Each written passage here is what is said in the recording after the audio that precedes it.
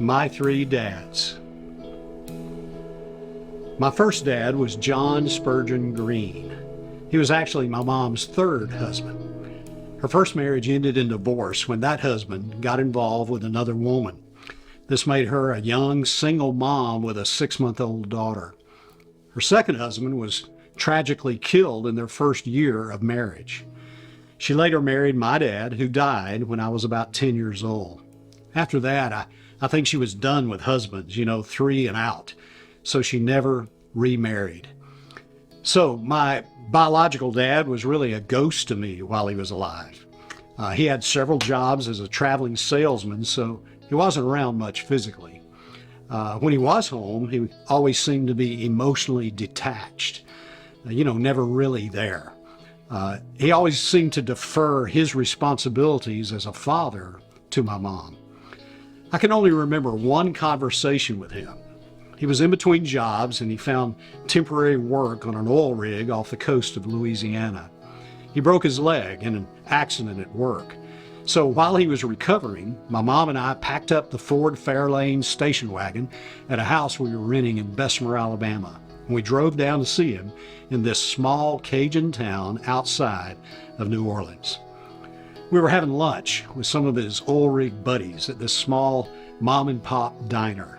I remember craving his attention as a young boy, desperately wanting his approval. So I ordered what he ordered, a big cheeseburger with everything on it.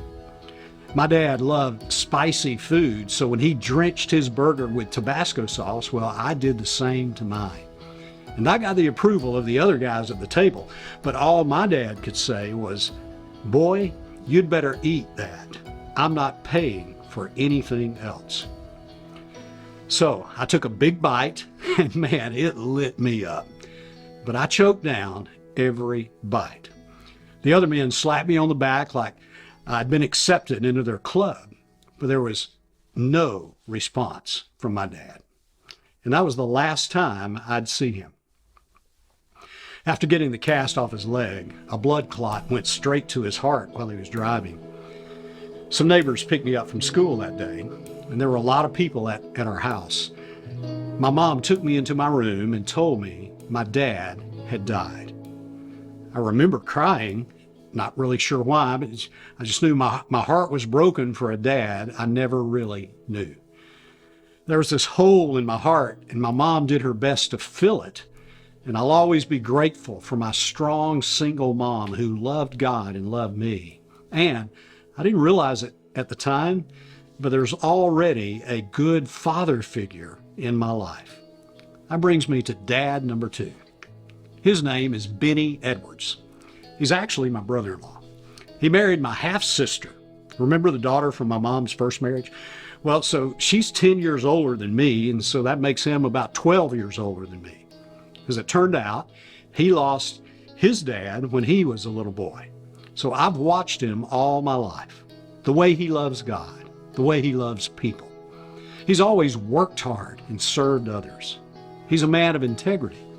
He taught me how to tie a tie, how to change the oil in my car.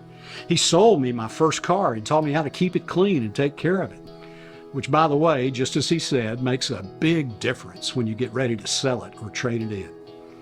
He and my sister have been married for about 60 years.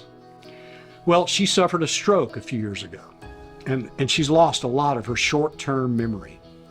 So she'll ask the same question 5 or 6 times in 30 minutes. But did you know each time she asks the same question, my brother-in-law will answer her as if he's hearing it for the first time.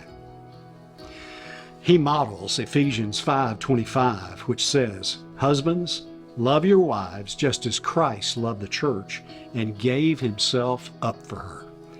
I continue to be inspired by his example. I met dad number 3 when I was the student pastor at a church in Greenville, South Carolina. I was in my early 20s. Vernon was a retired IBM executive. And I had the privilege to be a guest in his home for 3 months of this short 2.5 years that I was in Greenville. I lived in his house. I watched the way he loved and led his 2 sons with grace and truth. There was this mutual love and respect. And I watched the way he loved his wife, Peggy. It just clicked in my mind that this is what God intended a husband and a father to be. He enjoyed smoking a pipe, and we'd have these colorful, unfiltered, and deep conversations on his back deck. He'd listen to my ideas and opinions and offer valuable insights that I still use today. You know, the smell of good tobacco just transports me back in time to those moments.